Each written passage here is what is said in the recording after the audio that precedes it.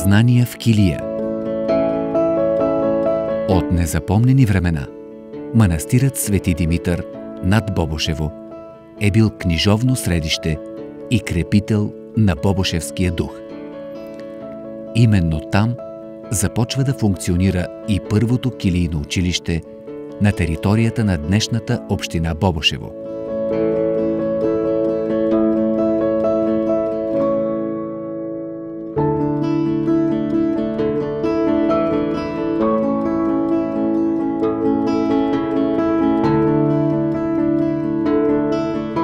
Никола Поп Филипов, племенник на Неофит Рилски, въвежда и първите елементи на светско обучение.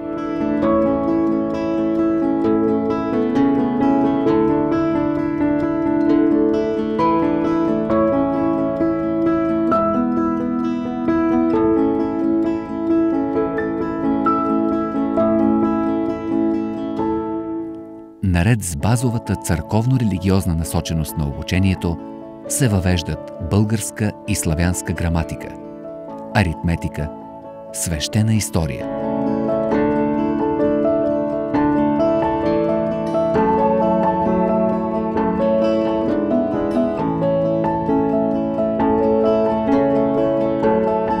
Дамаскин, съхраняван в музея на Светия Синод, дава сведения, че килийното училище е открито през 1743 година.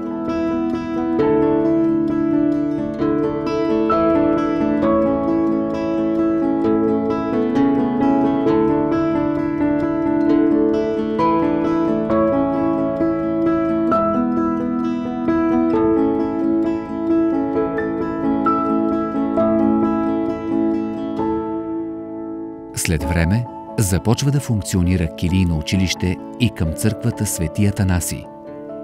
Местните хора разказват, че Неофит Рилски играе основна роля в постепенното преминаване на образованието към светско.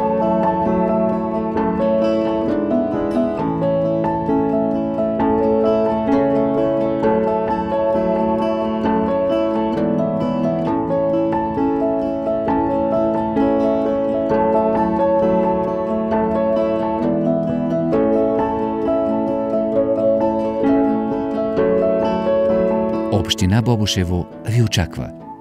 Открийте етнографското, историческо и природно наследство на община Бобошево.